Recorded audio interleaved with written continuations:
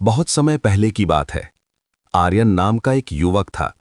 वो ईमानदार, मेहनती और सच्चा था, लेकिन जीवन में बार बार असफलता उसे तोड़ रही थी।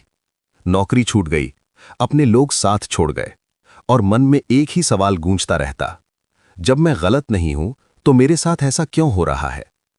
एक दिन निराश होकर वो एक पुराने मंदिर के प्रांगण में बैठ गया। वहीं एक वृद्ध साधु गीता का पाठ कर रहे थे।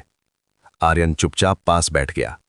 साधु ने गीता का श्लोक पढ़ा, कर्मण्येवधिकारस्ते मां फलेषु कदाचन।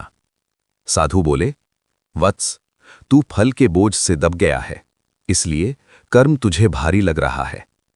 आर्यन की आंखें भर आईं।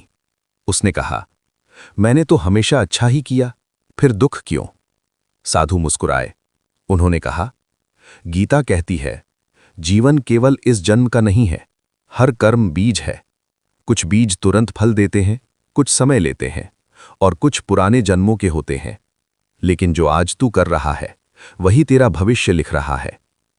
उस रात आर्यन ने गीता को पढ़ना शुरू किया। उसने जाना कि आत्मा न कभी जन्म लेती है न मरती है। हार और जीत शरीर के अनुभव हैं, आत्मा के नहीं। डर, मोह और क्रोध मन के बंधन हैं।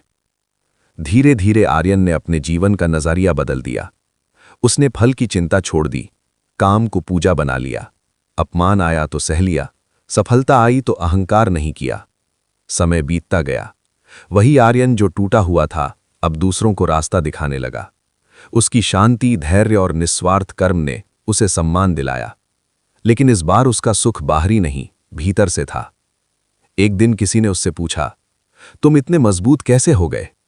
आर्यन मुस्कुराया और बोला, जब मैंने खुद को भगवान के कर्म पथ पर सौंप दिया, तब जीवन ने मुझे नहीं तोड़ा, बल्कि गढ़ दिया।